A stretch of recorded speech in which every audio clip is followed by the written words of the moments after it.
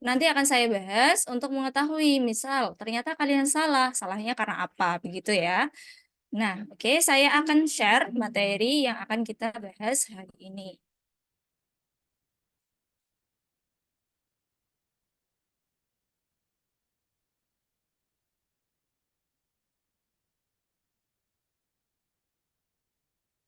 Apakah tampil di layar kalian materinya? Sudah tampil, Kak. Baik, sudah tampil. Nah, yang akan kita pelajari hari ini adalah tentang jenis-jenis paragraf. Nah, paragraf itu pada dasarnya banyak jenisnya. Nah, banyak jenisnya paragraf ini tergantung berdasarkan apa pembagiannya. Nah, ada dua kriteria pembagian paragraf. Nah, sebelum itu kita masuk ke definisi paragraf terlebih dahulu. Nah, dalam bahasa Indonesia itu ada hierarki bahasa. Hierarki bahasa itu kalau sebelum kita belajar paragraf, yang pertama kalian harus pelajari itu adalah kata. Setelah kata, kalian akan mempelajari frasa. Setelah frasa, kalian akan mempelajari klausa, kemudian kalimat, paragraf, dan wacana. Nah, yang kita pelajari ini hierarki yang cukup besar atau urutannya yang cukup besar, yakni tentang paragraf. Lalu paragraf itu apa? Nah, ini dia jawabannya. Paragraf merupakan seperangkat kalimat yang saling berhubungan secara bersama dipakai untuk menyatakan atau mengembangkan sebuah gagasan. Nah, paragraf itu adalah seperangkat kalimat. Seperangkat kalimat itu berarti dalam satu paragraf terdiri dari beberapa kalimat. Maka kalau kalian menemukan paragraf itu terdiri dari satu kalimat saja, itu kurang benar. Nah, paragraf itu minimal dia terdiri dari dua kalimat. Oke, paragraf itu minimal terdiri dari dua kalimat. Nah, setelah itu, dalam satu paragraf itu punya yang namanya sebuah gagasan. Gagasan itu adalah ide atau inti dari sebuah paragraf. Nah, dalam paragraf itu punya gagasan. Misalnya dalam satu bacaan ada 10 paragraf, maka ada 10 gagasan. Gagasan utama dan gagasan penjelas. Nah, yang saya katakan 10 paragraf, ada 10 gagasan. Gagasan itu adalah gagasan pokok atau gagasan utama gitu. Gagasan utama ini adalah inti dari sebuah paragraf. Jadi paragraf itu intinya apa? Ya ada di gagasan utama. Gagasan pokok, gagasan utama ini punya nama lain. Nama lainnya adalah ide pokok. Kemudian nama lainnya adalah ide pokok. Kemudian ada pikiran utama, pokok pikiran, itu semua adalah nama lain dari gagasan utama atau gagasan pokok. Nah, gagasan pokok atau gagasan utama yang saya terangkan tadi adalah inti dari pembahasan dalam sebuah paragraf. Nah, kita sudah tahu intinya. Nah, kadang-kadang kan kita nggak paham dari inti ini yang dijelaskan secara merinci itu apa, maka kita butuh namanya gagasan penjelas. Kalau dalam satu paragraf itu punya satu gagasan pokok, nah kalau gagasan penjelas dalam satu paragraf itu terdiri lebih dari satu gagasan penjelas, tergantung jumlah kalimatnya. Misal, dalam satu paragraf terdiri dari 5 kalimat, berarti satu kalimat gagasan pokok, 4 kalimat adalah gagasan penjelas. Itu. Jadi misal ada 6 kalimat, satu gagasan pokok, 5 gagasan penjelas gitu. Itu adalah tentang gagasan pokok dan gagasan penjelas. Nah, sebelum saya lanjutkan, apakah ada yang ingin ditanyakan? Belum, Kak. Belum. Oke. Nah, kalau gitu saya lanjut ke berdasarkan pola penalaran. Jadi, pembagian paragraf itu yang pertama yang kita pelajari hari ini adalah berdasarkan pola penalarannya. Jadi, pembagian paragraf itu ada dua. Yang pertama berdasarkan pola penalaran, yang kedua itu berdasarkan ekspresi atau pengungkapan. Nah, kalau pola penalaran itu nanti ada 5 jenis. Nah, saya kasih selayang pandang dulu. bahwa kalau jenis paragraf berdasarkan ekspresi, ada paragraf deskripsi, ada eksposisi, eksplanasi, argumentasi, terus ada persuasi yang pernah kalian pelajari mulai dari SMP bahkan masuk ke SMA masih belajar tentang jenis-jenis paragraf tersebut. Nah, itu adalah pembagian paragraf berdasarkan pengungkapan atau ekspresinya. Ada cukup banyak juga. Nah, kita masuk dulu ke bagian pola penalaran. Nah, pola penalaran ini ada 5 jenis paragraf. Paragraf yang pertama itu paragraf deduktif. Nah, pembagian paragraf berdasarkan pola penalaran itu dilihat dari letak gagasan utama atau ide pokoknya di mana. Kalau deduktif, ide pokok atau gagasan utamanya terletak di awal paragraf. Maka kalau gagasan utamanya itu terletak di awal paragraf, setelahnya gagasan utama atau ide pokok itu adalah kalimat-kalimat penjelas. Nah, sebelum saya lanjut, kalau kalian mau menentukan ide pokok, yang perlu kalian tentukan dulu adalah kalimat topik atau kalimat utama. Nah, di sini kan ada pernyataan. Ide pokok berupa pernyataan umum yang dikemas dalam kalimat topik atau kalimat utama. Jadi sebelum kalian menentukan ide pokok, tentukan dulu kalimat utama. Nah, kalau paragrafnya deduktif, kalimat utamanya itu ada di awal paragraf atau kalimat ke-1. Tapi kalau jenis paragraf yang lain, kalimat utamanya tidak selalu kalimat yang ke-1. Jadi letak kalimat utama ini juga bergantung dari jenis paragrafnya. Jadi letak kalimat utama, letak ide pokok atau gagasan utama itu tergantung jenis paragrafnya. Nah, kalimat utama itu yang mana? Kalimat utamanya itu misal dia kalimat ke-1 yang mulai dari awal kata sampai titik. Itu adalah kalimat utama atau kalimat topik. Nah, kalimat utamanya udah ketemu nih. Barulah kalian bisa menentukan gagasan utama atau ide pokok. Ide pokok ini adalah meringkas isi kalimat utama. Jadi ringkasan atau inti kalimat utamanya kalian ambil. Itu adalah ide pokok. Jadi ide pokok itu bukan menuliskan ulang kalimat pertama atau kalimat utama di paragraf deduktif, tapi ide pokok itu adalah mengungkapkan kembali ringkasan atau inti dari kalimat utama. Itu adalah ide pokok.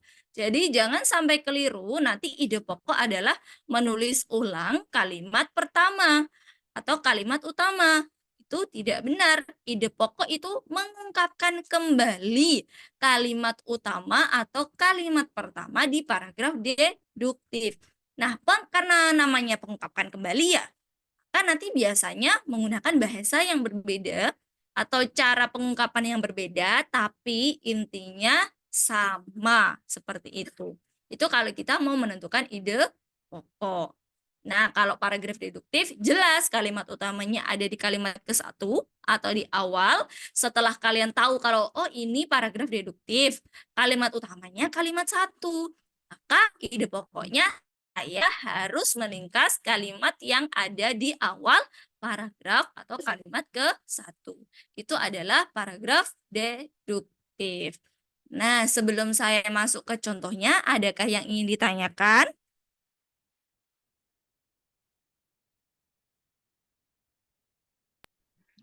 Belum, Kak. Baik. Kalau belum, saya lanjut. Sebelumnya saya cek dulu di sini ada chat. Oke. Nah, kita masuk ke contohnya. Contoh paragraf deduktif. Nah, ini dia paragraf deduktif. Nah, di sini saya berikan contoh satu buah paragraf. Di mana ini terdiri dari kalimat 1, ada kalimat 2, 3, 4. Ada 4 kalimat. Berarti kalau ada 4 kalimat, ada satu kalimat utama, kemudian kalimat yang lain itu namanya kalimat penjelas. Ada gagasan utama, ada gagasan penjelas, ada kalimat utama, ada kalimat penjelas. Itu ya.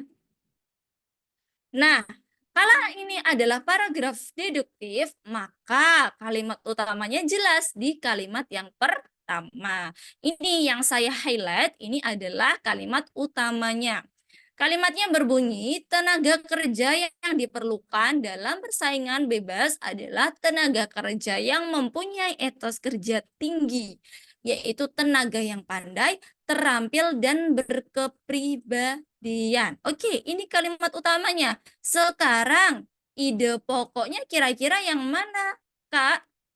Oke, ide pokoknya yang mana? Karena kita sudah menentukan atau menemukan kalimat utama, yakni di kalimat pertama, maka kalau kita menentukan ide pokok, kita tinggal meringkas atau mengambil inti yang dibahas di kalimat utama ini apa? Itu. Nah, kalau kita telaah lebih lanjut, yang disampaikan di kalimat pertama ini adalah tentang tenaga kerja. Yang diperlukan dalam persaingan bebas adalah tenaga kerja yang mempunyai etos kerja tinggi.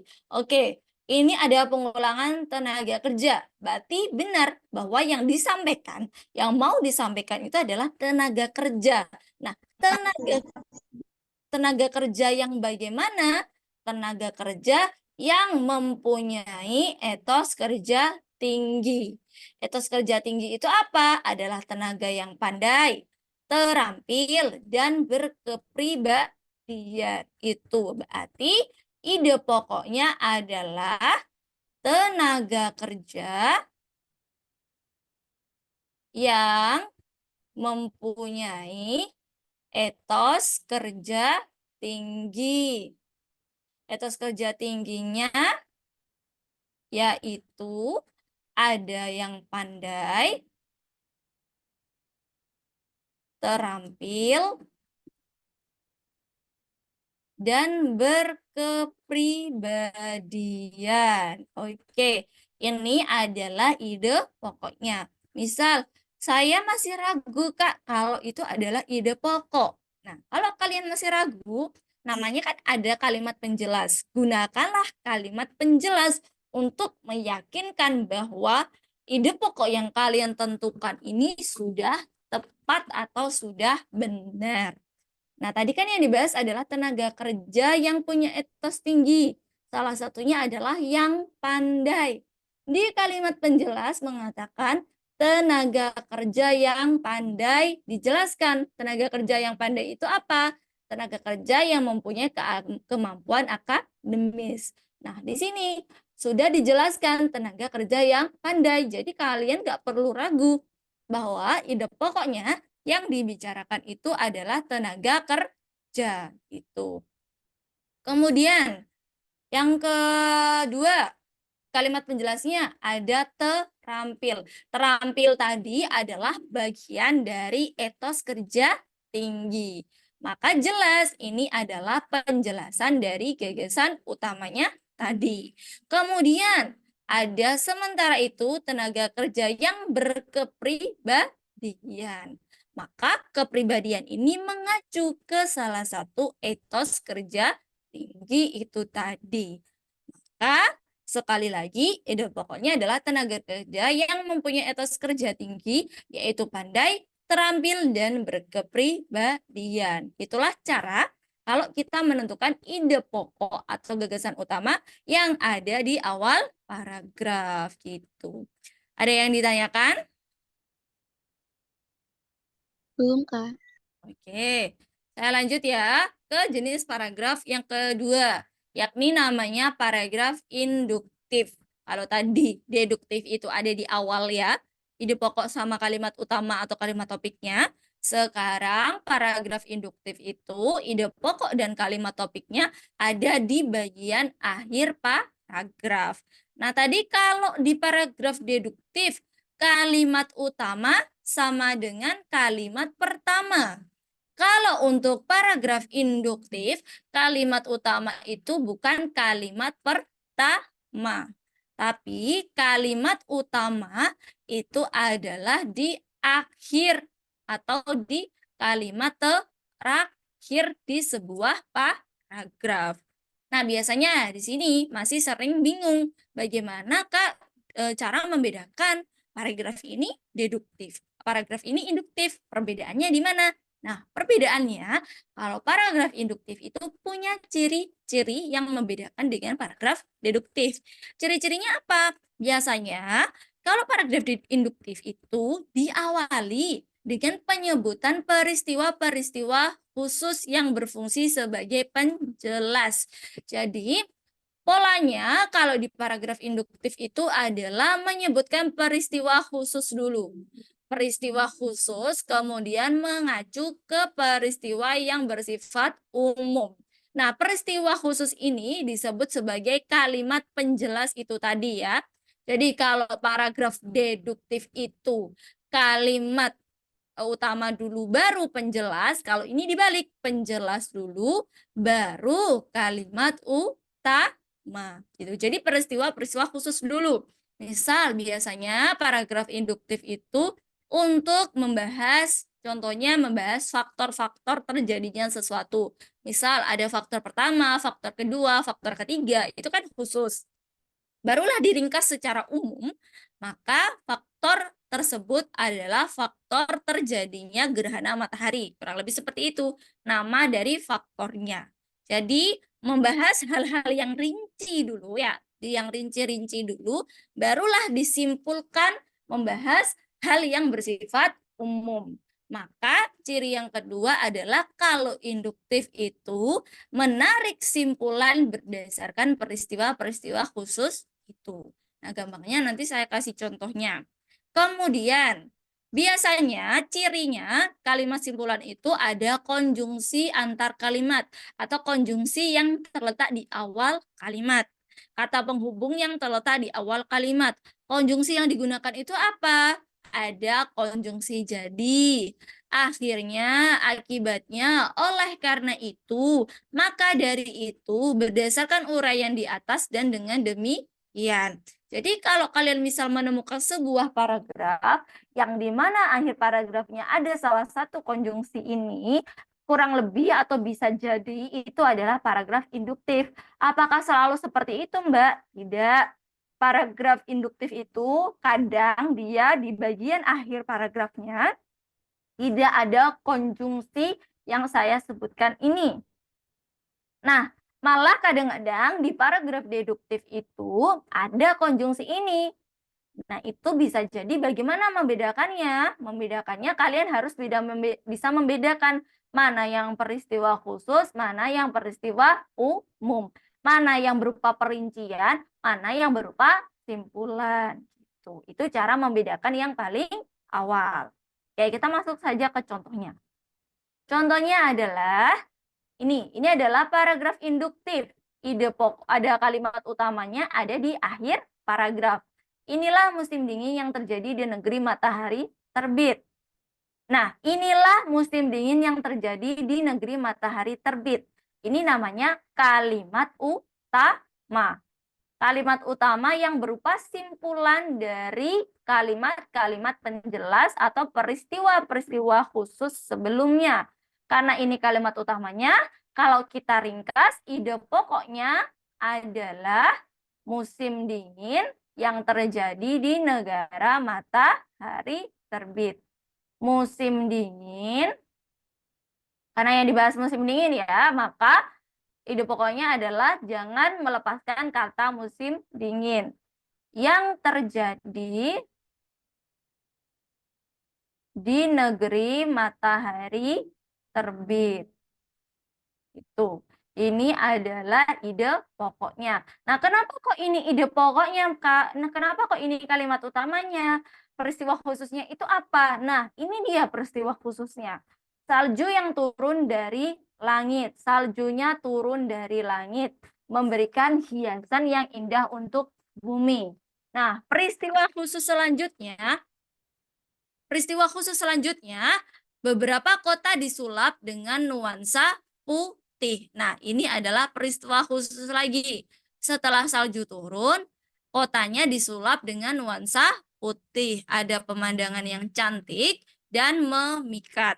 Kemudian peristiwa khusus selanjutnya, hawa dinginnya semakin hari semakin menggigit.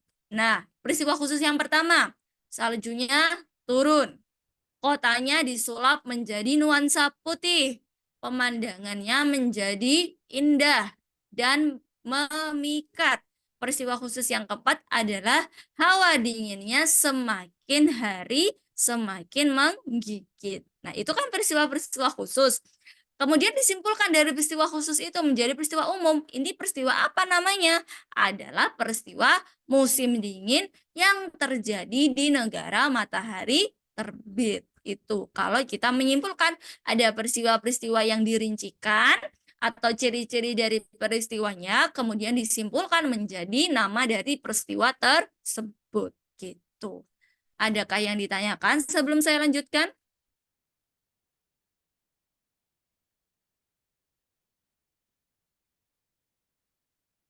Adakah yang mau bertanya? Belum, Kak. Belum, Kak. Baik. Kalau belum, saya lanjut ya ke contoh berikutnya atau ke jenis paragraf berikutnya. Nah, paragraf yang ketiga, tadi ada deduktif, induktif. Sekarang gabungan antara keduanya. Deduktif, induktif, sama campuran. Nah, campuran berarti ada deduktif, induktif dalam satu paragraf. Maka bedanya apa dengan dengan jenis paragraf sebelumnya?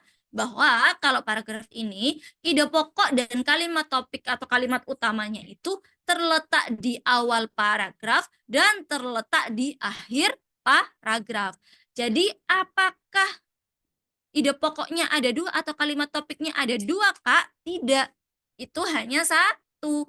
Kenapa kok ada di awal dan di akhir tapi kok cuma satu? Karena di awal dan di akhir itu dia hanya mengulang kalimat topik di kalimat pertama sama kalimat terakhir itu hanya mengulang. Inti yang dibahas itu sama. Tidak ada yang berbeda. Cuma diulang saja ya.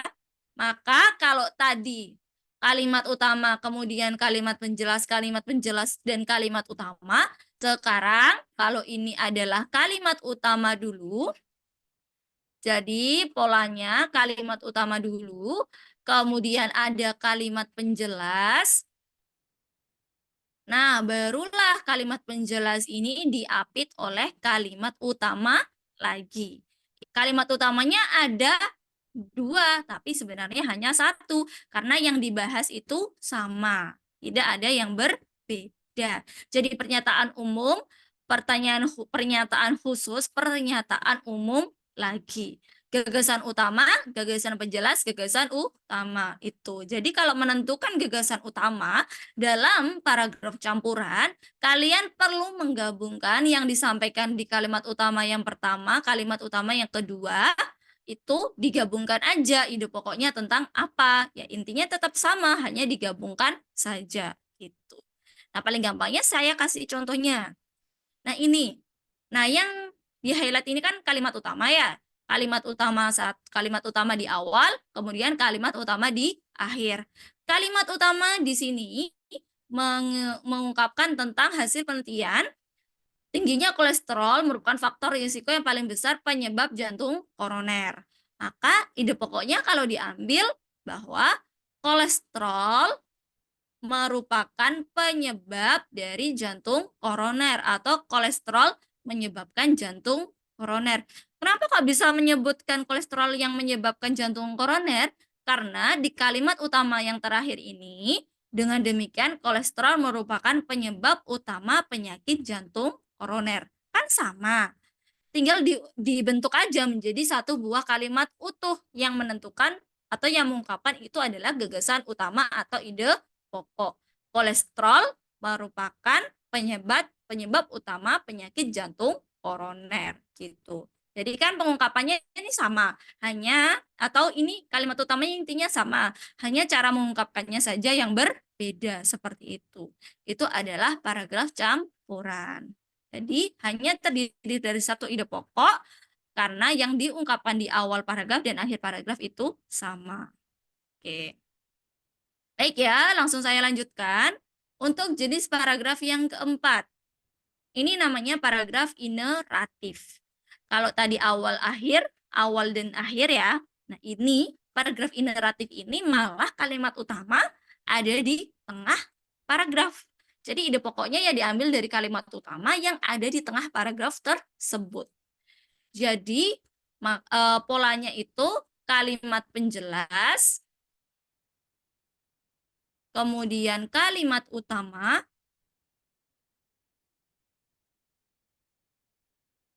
kemudian barulah kalimat penjelas lagi.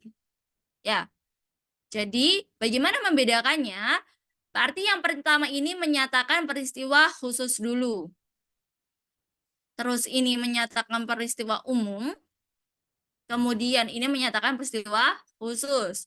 Ini menyatakan perincian, ini menyatakan simpulan dari perincian, ini menyatakan perincian lagi. Nah, contohnya di sini. Di sini itu kan yang dibahas di kalimat pertama, Gunung Sinabung meletus, gunungnya meletus. Belum reda Gunung Sinabung meletus, Gunung Kelut juga meletus. Gunung Merapi juga meletus. Dan banjir di beberapa daerah di ibu kota Jakarta. Nah, kalau disimpulkan, Indonesia memang sedang ditimpa musibah dan banyak bencana. Bencananya tadi apa di sini dijelaskan? Ada gunung meletus sama banjir.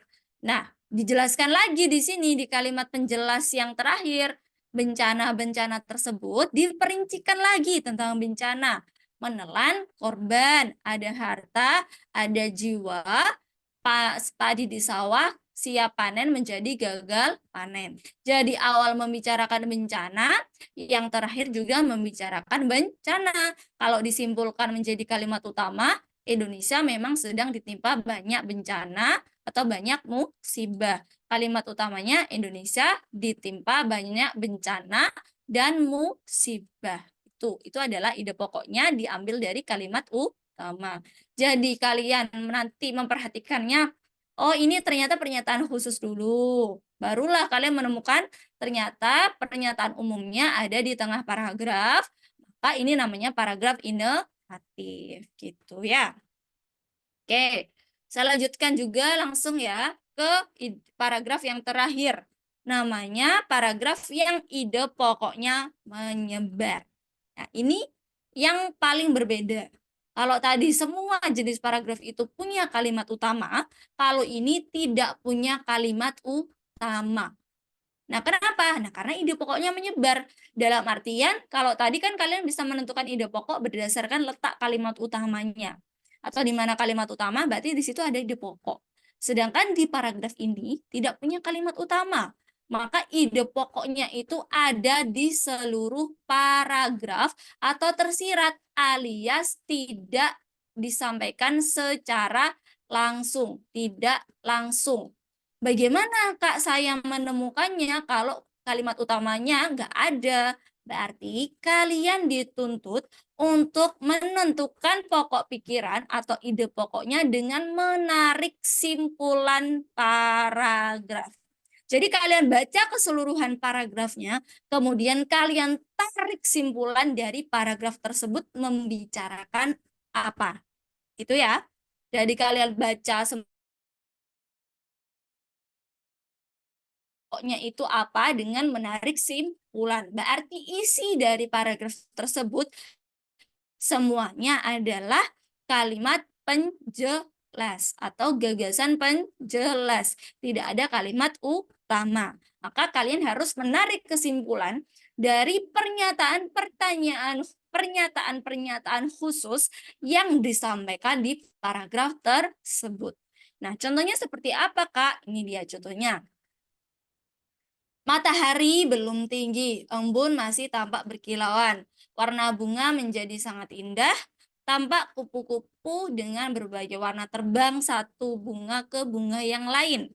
Angin pun semilir terasa menyejukkan. Nah, kalau misal kalian mengira ide pokoknya ada di awal paragraf, matahari belum tinggi. Nah, apakah selanjutnya membicarakan matahari? Tidak. Selanjutnya membicarakan embun. Apakah embun? Tidak. Kalimat membicarakan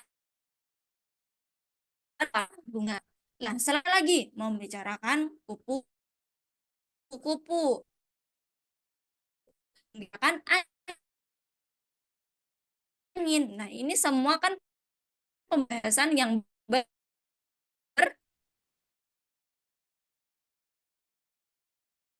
suasana pagi hari. Kenapa kok gambaran suasana pada pagi hari ini?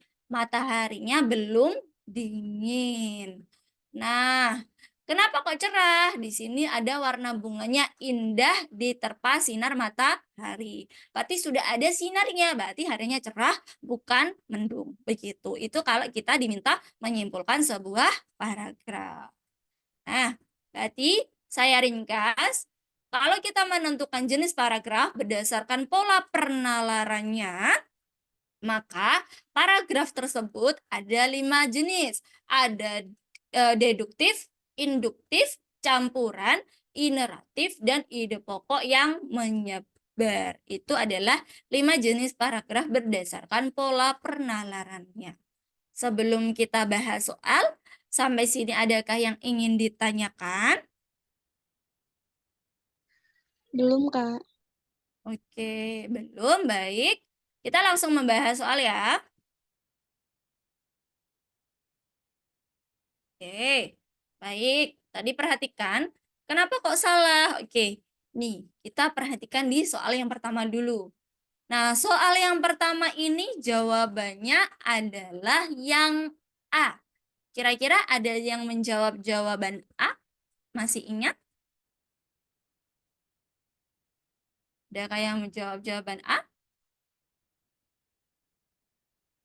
Ya, ini namanya siapa? Mulia ya. Panggilannya Mulia. Oke, jadi Mulia, ini kalau kita menentukan teks, tapi kita harus membaca full teksnya. Kenapa? Untuk menentukan dulu, ini teksnya apakah paragrafnya ada di awal kalimat, ada di awal paragraf, akhir paragraf, atau di keseluruhan paragraf. Tapi saran saya, seringnya dalam soal itu, gagasan utama ada di awal paragraf. Dalam artian jenis paragraf yang biasa digunakan dalam soal-soal itu adalah paragraf deduktif. Jadi yang paling kalian tekankan dulu baca kalimat pertamanya. Nah, kalimat pertamanya ini kalian telaah. Apakah ini pernyataan umum ataukah ini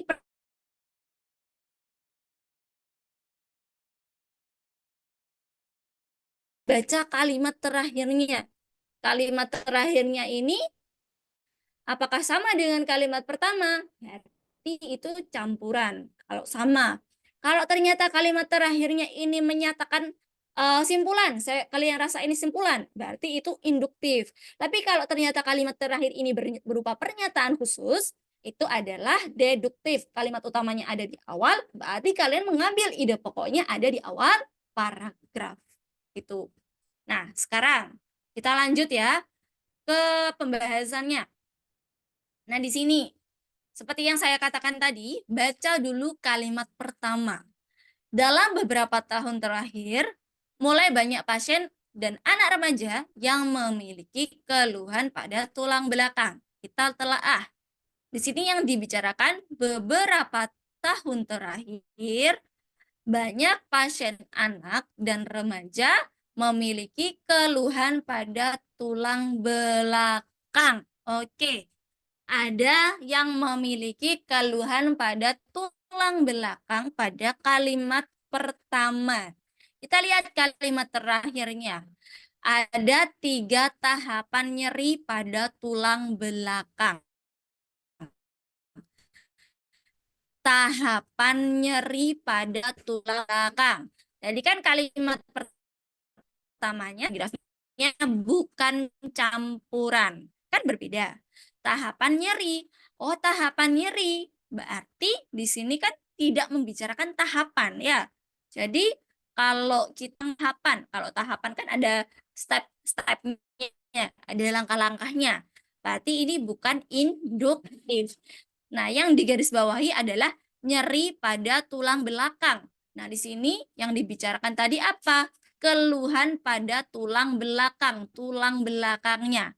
Maka nomor 12 ini adalah bukan pernyataan umum, tapi pernyataan khusus. Atau ini adalah kalimat penjelas. Maka jenis paragraf ini adalah paragraf deduktif, di mana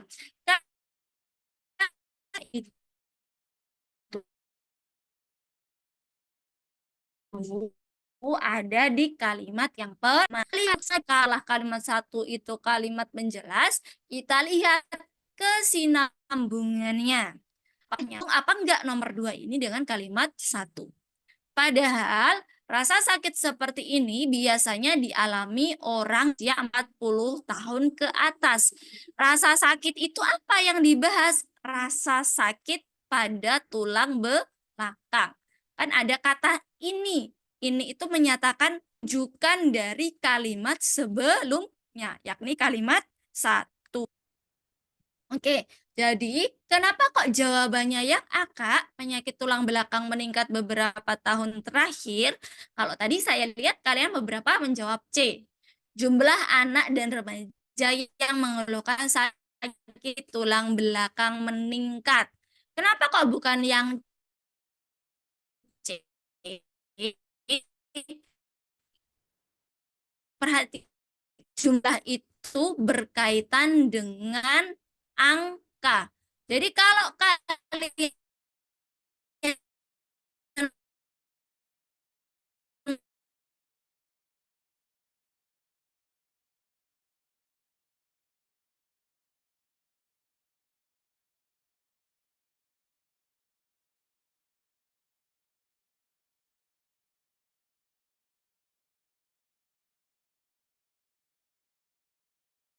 angka, sedangkan di sini hanya mulai banyaknya karena banyak ini berkaitan dengan tadi tingkatan. Kenapa kok tingkatan, Kak? Kita perhatikan lagi konteks kalimatnya. Dalam beberapa tahun terakhir, mulai banyak pasien. Nah, kalau mulai banyak, berarti sebelumnya apa? Sedikit. Kalau sedikit ke banyak, berarti apa? Naik, ya, atau meningkat. Maka memilihnya itu adalah penyakit tulang belakang meningkat beberapa tahun terakhir. Penyakit tulang belakangnya itu apa? Ini mengacu pada keluhan pada tulang belakang. Penyakitnya adalah penyakit tulang belakang meningkat beberapa tahun terakhir. Nah, itu ide pokoknya yang bisa mewakili isi paragrafnya. Nah, siapa yang punya sakit tulang belakang? Nah, nanti bisa dilihat dari kalimat penjelasnya. Oh, ternyata yang sakit tulang belakang itu adalah anak dan remaja. Gitu. Jadi ide pokoknya itu harus bisa mewakili isi paragrafnya. Atau gagasan utamanya harus bisa mewakili isi paragrafnya. Oke, itu jawabannya nomor 1 yang A. Sampai sini adakah yang ditanyakan? Belum, Kak. Belum, oke.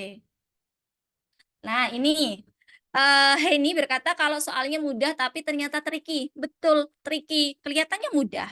Kita itu hanya diminta membaca. Kalau menurut saya soalnya ini malah lebih sulit daripada soal yang di mana itu menentukan teori. Teori seperti kalian mencari kata baku tidak baku, membenarkan ejaan apakah tanda komanya benar atau tidak, itu lebih mudah. Soal membaca itu sebenarnya lebih sulit karena kalian diminta untuk menelaah lebih dalam lagi tentang jawabannya. Tuh ya. Nah, untuk tipsnya adalah kalian tentukan dulu inti dari kalimat utamanya itu apa. Yang bisa mewakili keseluruhan paragraf itu apa gitu. Jadi lihat di pilihan gandanya juga. Dan jangan lupa kalian harus bisa memahami arti dari setiap katanya gitu. Misal ini ada kata jumlah. Oh, ternyata jumlah itu berkaitan dengan angka dan bilangan. Itu menurut kamus. Sedangkan di sini tidak ada yang menyatakan jumlah angka banyaknya itu berapa. Banyak itu kan lebih universal ya, yang menyatakan itu banyak itu nggak jelas. Jelasnya itu jumlahnya itu ada berapa, angkanya itu ada berapa. Ternyata banyak di sini maknanya adalah tentang tingkatan. Yang awalnya dikit jadi ke banyak berarti meningkat atau bertambah gitu ya. Tuh, sebelum saya lanjutkan, adakah yang mau bertanya lagi? Oke, kalau tidak ada yang mau bertanya, saya lanjutkan ya ke soal berikutnya. Ke soal nomor 2. Kira-kira nomor 2 ini jenis paragraf apa? Ide pokok paragraf pertama adalah, paragraf pertama menurut kalian setelah mengerjakan tadi, paragraf pertama ini nama paragrafnya apa? Apakah deduktif, induktif, campuran, menyebar, atau iteratif? Oke, masih ingat tadi? Ini paragrafnya namanya apa?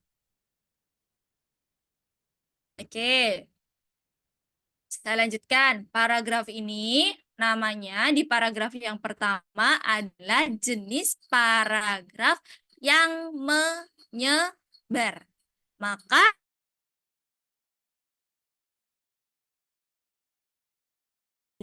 ide pokok yang disampaikan secara tersirat atau tidak langsung.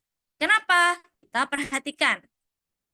Kan kontrasepsi masih berdasarkan pada kontrasepsi yang dipakai keluarga, teman, atau tetangga dekat.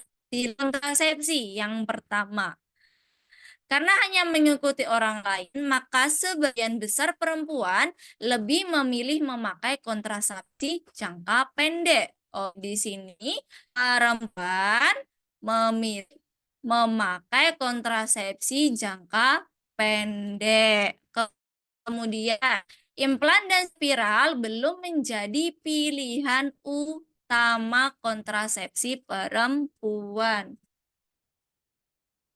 Kemudian, selain itu, ketakutan pemakaian implan dan spiral karena kontrasepsi itu dimasukkan ke tubuh masih kuat. Tadi ini adalah pemakaian implan dan spiral. Belum lagi informasi yang salah tentang kontrasepsi masih beredar. Nah, ini kenapa kok menyebar? Kalau kamu akan menyebar atau tidak, itu dilihat tadi ada kalimat utamanya apa tidak, kan? Tidak. Ada ide pokok. Nah, menentukan untuk yang menyebar ini bagaimana? Cari kata kunci. Kata kunci adalah kata yang sering muncul secara berulang-ulang dalam paragrafnya. Dari kalimat pertama, pilihan kontrasepsi. Kalimat kedua,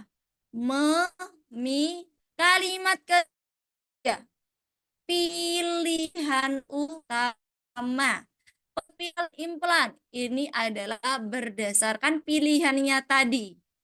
Oke, kemudian ada informasi yang salah. Berarti di sini yang paling menonjol adalah tentang pilihan atau memilih kontrasepsi.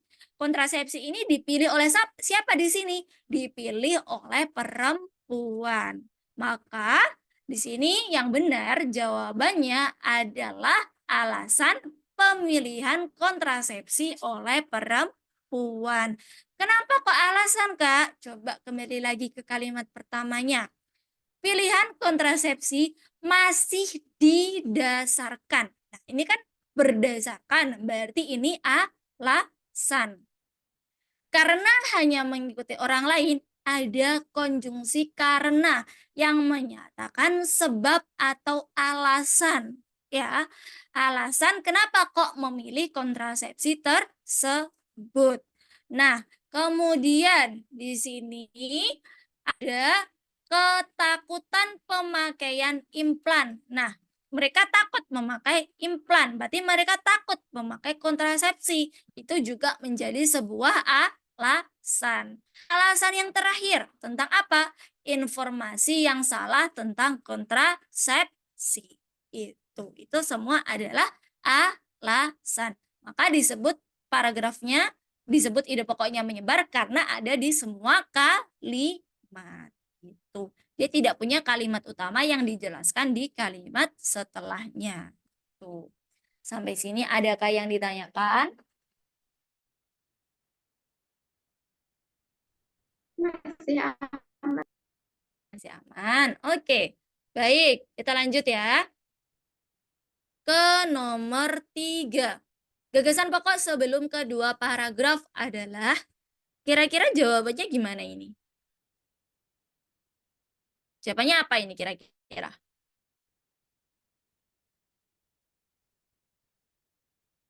Maksud soalnya, ada yang tahu nggak? Kalau gagasan pokok sebelum kedua paragraf. Oke, jadi gagasan pokok sebelum kedua paragraf itu, kan paragrafnya ada berapa ini? Paragrafnya ada 3. Oke, ada yang jawab B. Nomor 3 ada yang jawab B. Betul, jawabannya adalah B. Kenapa? Nah, ini kan paragrafnya ada 3 ya, ada 2 ya. Nah, pertanyaannya adalah gagasan pokok paragraf sebelumnya. Atau gagasan pokok sebelum kedua paragraf. Maka kita harus menentukan gagasan pokok tanpa melihat isi bacaannya. Itu. Jadi caranya bagaimana? Caranya adalah yang pertama, karena kan kita nggak punya bacaan. Kita hanya diminta untuk menentukan gagasan pokok tanpa membaca bacaan. Maka kita tentukan dulu gagasan pokok dari paragraf pertama sama gagasan pokok dari paragraf yang kedua. Gagasan pokoknya ini apa? Kita tentukan. Tadi kan sudah ya? Gagasan pokok kalimat yang paragraf yang pertama ini adalah tadi tentang alasan pemilihan kontrasepsi. Oke, ini ada alasan pemilihan kontrasepsi karena ide pokoknya itu menyebar. Kemudian ada kita menentukan dulu di kalimat yang dari paragraf yang kedua, paragraf yang kedua.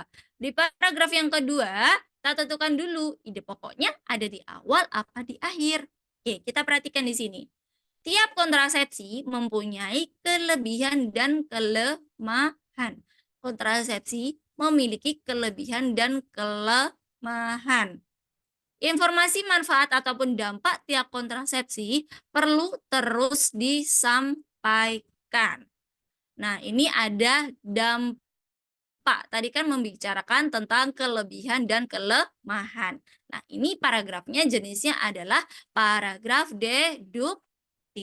Karena membicarakan tentang kelebihan dan kelemahan, maka inti paragrafnya itu ya tentang kelebihan dan kelemahan. Pasti setelahnya itu adalah membicarakan tentang kelebihan dan kelemahan dari kontrasepsi. Maka ide pokoknya adalah kelebihan dan kelemahan kontrasepsi. Kelebihan dan kelemahan kontrasepsi.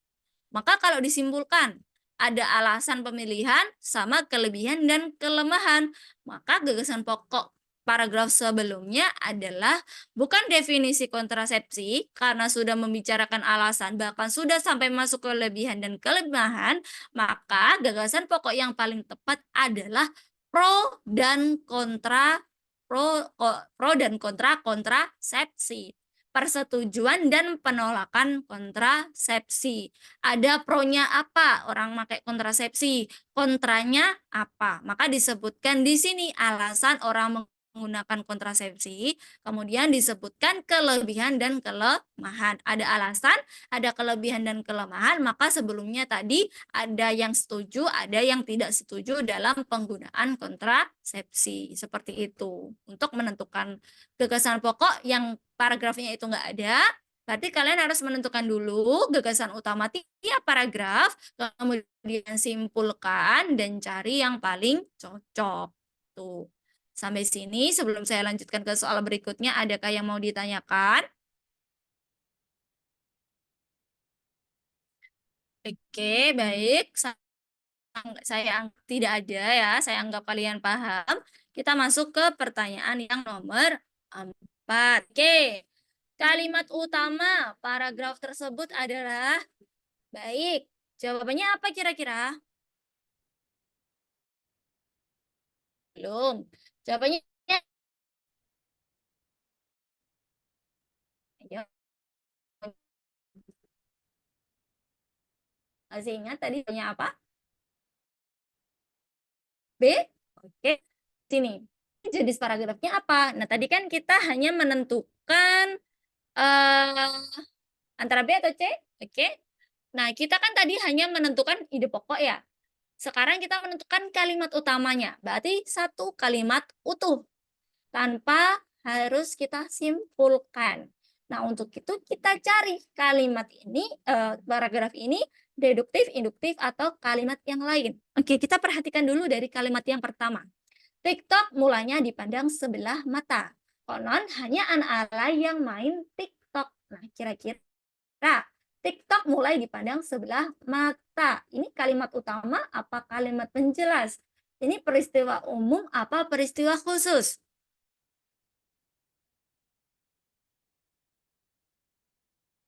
Khusus, betul. Ini adalah peristiwa khusus. Ini adalah perincian dari sebuah peristiwa, yakni TikTok menurut beberapa orang. Maka belum bisa menjadi simpulan. TikTok mulanya di sebelah mata. Ini adalah peristiwa khusus. Oke. Konon hanya anak alay yang main TikTok. Berarti ini juga peristiwa khusus. Ya, ini adalah peristiwa khusus. Oke, kemudian kalimat yang ketiga. Kalimat yang ketiga. TikTok identik dengan konten berupa video pendek yang isinya orang berjoget-joget. Oke, ini juga masih peristiwa khusus. Ini juga peristiwa khusus. Namun keadaan kini berubah. Nah, keadaan berubah. Berarti ini juga termasuk keadaan peristiwa khusus. Maka ide pokoknya itu ada di tengah. Ini adalah paragraf peristiwa umum mana, Kak? Peristiwa umumnya adalah masyarakat ramai-ramai membuat akun TikTok dan menghiasi platform digital itu dengan konten ciamik. Konten-konten ciamiknya itu apa? Video bertema kini tidak kalah tenar. Video yang bertema edukasi, perjalanan, hingga kampanye. Ini adalah tentang konten-konten ciamik. Keriaan warganet terhadap TikTok pun semakin menjadi-jadi. Oke, tadi kan ramai-ramai membuat akun TikTok. Ada keriaan menjadi-jadi karena tadi masyarakat ramai-ramai mendownload. Sigma alay yang melekat pada TikTok perlahan memudar. Karena apa? Tadi orang beramai-ramai membuat akun TikTok. Sebelumnya dijelaskan peristiwa khususnya, ada TikTok dipandang sebelah mata, terus kemudian anak alay yang hanya main TikTok, kemudian TikTok hanya identik dengan video pendek, kemudian keadaan pun berubah. Itu adalah peristiwa khususnya. Kemudian masuk lagi ke peristiwa umumnya, yakni masyarakat ramai-ramai membuat akun TikTok. Itu adalah kalimat utamanya. Yang C, ini adalah peristiwa umumnya. Oke, baik. Sampai sini adakah yang ditanyakan? Bisa dipahami? Bisa, Kak. Bisa, Kak. Baik. Baik. Kita punya sedikit waktu lagi. Baik, kita lanjut ya. Kita punya 9 menit lagi. Kita lanjut ke pertanyaan atau soal yang kelima. Gagasan pokok paragraf tersebut apa kira-kira? Apakah kota Zhuhai adalah kota metropolis Cina? Kota Zhuhai berkembang pesat? Kota Zhuhai bertata rapi? Fasilitasnya sebagai metropolis? tetapkan zona ekonomi khusus? Jawabannya adalah yang benar. Oke, Revina, Gina, dan Heni menjawab B. Baik, benar sekali. Jawabannya adalah yang B. Kota Zhuhai berkembang pesat. Kenapa kok berkembang pesat? Nah, karena kalimat utamanya itu ada di kalimat yang pertama. Kalimat utamanya adalah kota Zhuhai yang semula adalah dusun nelayan berkembang pesat sejak pemerintahan Cina menetapkan kota tersebut sebagai zona ekonomi khusus. Intinya kota Zhuhai berkembang pesat. Oke. Nah, kenapa kok kalimat keduanya ini disebut sebagai penjelas? Karena perhatikan ini. Saat ini wilayah seluas Jakarta ini dapat disebut sebagai metropolis di Cina. Nah, ini saat ini wilayah seluas Jakarta ini mengacu pada kata kota Cina atau kota Zhuhai yang di Cina itu disebut sebagai kota yang berkembang pesat dibandingkan atau sama dengan Jakarta disebut sebagai kota metropolis. Berarti kota metropolis adalah kota yang sudah berkembang atau kota yang sudah ramai gitu. Jadi ini menjelaskan tentang kalimat yang pertama. Oke, jadi benar jawabannya adalah yang B. Baik, kita lanjut ya ke pertanyaan nomor 6. Manakah gagasan utama paragraf yang pertama atau paragraf ke-1? Jawabannya apa? Jawabannya adalah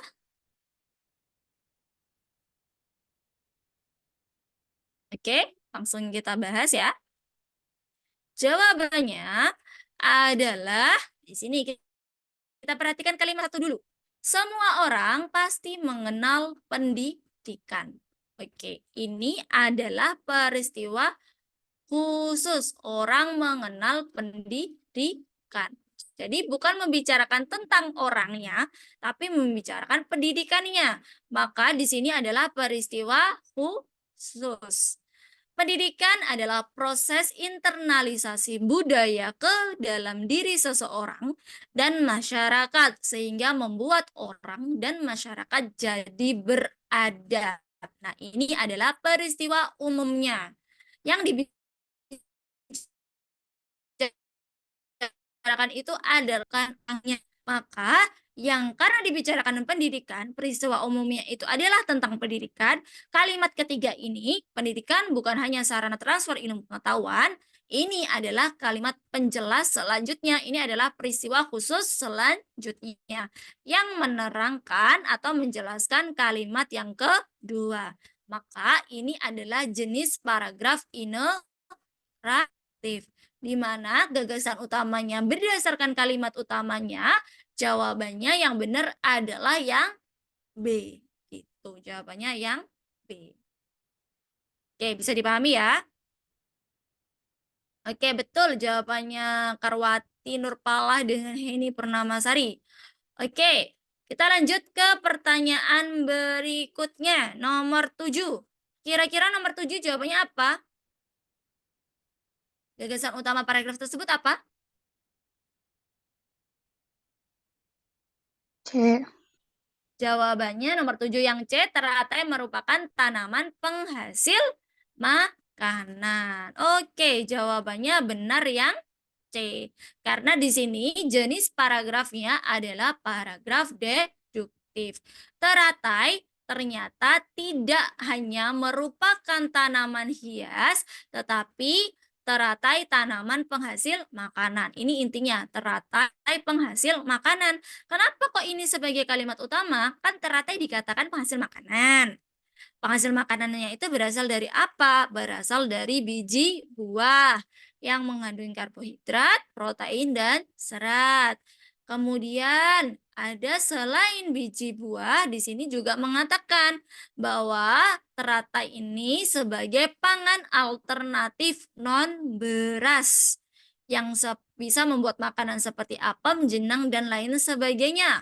Ternyata selain bijinya, umbi teratai digunakan untuk makan. Maka benar bahwa teratai ini adalah penghasil makanan yang dihasilkan biji buah dan umbi teratai untuk sebagai pengganti nasi atau pengganti beras. Itu.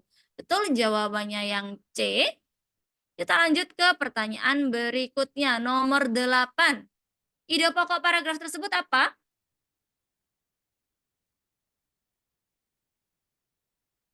Jawaban nomor 8. Jawabannya A. Oke, nomor 8 benar yang A. Oke, kenapa yang A? Ini paragrafnya namanya paragraf induktif. Karena ide pokoknya ada di akhir paragraf. Kenapa? Kita lihat peristiwa khususnya dulu. Di beberapa tempat tujuan wisata seperti Ancol sudah dibangun jalur sepeda. Oke, di Ancol sudah dibangun jalur sepeda. Selain jalur sepeda, Ancol juga menyediakan peminjaman sepeda. Ini peristiwa khususnya. Peristiwa khusus yang lain, kampus juga menyediakan jalur sepeda. Oke, yang dibicarakan jalur sepeda ya. Ada di Ancol, ada di kampus. Kampus mana yang menyediakan jalur sepeda adalah Universitas Indonesia. Jadi jalur sepeda ini dibangun di tempat wisata seperti Ancol dan ke kampus seperti Universitas Indonesia. Maka kalau ditarik kesimpulan, sekarang jalur sepeda memang sudah banyak dibangun. Ini kalimat utamanya. Jadi ide pokoknya adalah pembangunan banyak jalur sepeda. Betul jawabannya yang A. Oke. Kemudian nomor 9, gagasan utama paragraf tersebut terdapat pada jawabannya adalah yang E. Oke, betul. Jawabannya yang E. Gagasan utamanya ada di kalimat yang kelima. Oke, ini ide pokoknya ada di paragraf di akhir paragraf.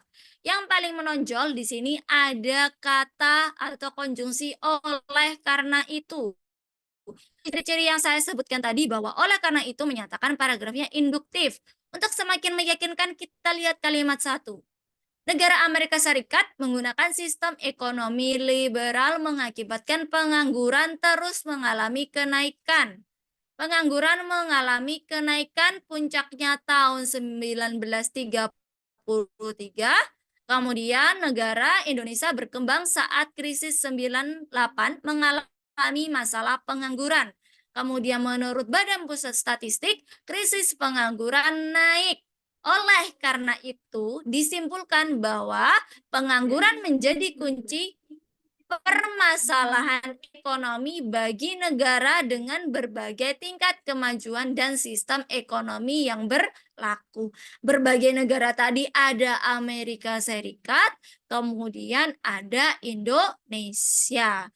Kemudian tingkat kemajuannya kan Amerika lebih maju ya. Sistem ekonomi yang berlaku di negara Indonesia juga ada, yakni ketika masa krisis pada tahun 98. Betul, jadi di sini 9 yang E. Lanjut. Oke, karena waktunya habis, nomor 10 jawabannya adalah yang C. Oke, baik. Waktunya sudah habis. Saya serahkan kembali ke moderator. Saya akhiri pertemuan hari ini. Kurang lebihnya mohon maaf. Wassalamualaikum warahmatullahi wabarakatuh. Waalaikumsalam Waalaikumsalam warahmatullahi wabarakatuh.